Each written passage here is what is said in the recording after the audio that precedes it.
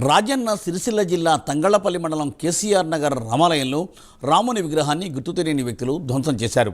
దీనిని నిరసిస్తూ హిందూ సంఘాల నాయకులు సిరిసిల్ల మానేరు బ్రిడ్జిపై ధర్నా చేయడంతో భారీగా ట్రాఫిక్ స్తంభించింది. విగ్రహాన్ని ధ్వంసం చేసిన వారిపై కఠిన చర్యలు తీసుకోవాలని వారు డిమాండ్ చేశారు. పోలీసులు హిందూ సంఘాల నాయకులను అరెస్ట్ చేసి పోలీస్ స్టేషన్కు తరలించారు.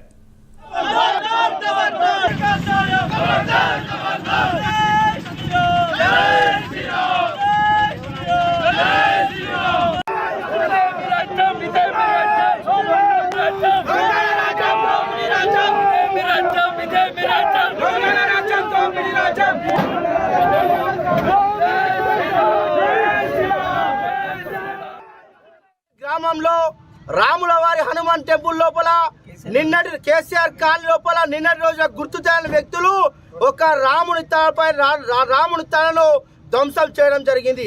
రాష్ట్రంలో చూసుకుంటా ఉంటే కేవలం హిందూ దేవాలయాల పైన, హిందూ ఆలయాల పైన అనేక దాడులు జరుగుతూ ఉన్నాయి. నిన్నటి రోజున అక్కడ ఉన్న కొంతమంది ముస్లిం చెందిన వారందరికీ కూడా అక్కడ ఒక సంఘటన జరిగిన సందర్భంలో, అక్కడ వేడుకల సందర్భంలో అక్కడ పార్టీ చేసుకున్న ఆనవాళ్ళు కూడా నిన్న జరిగిన ఘటనలో ఉంది. ఆ వారే దాడి చేశారని అక్కడ కాలనీ వాసులందరూ కూడా తెలియజేస్తూ ఉన్నారు.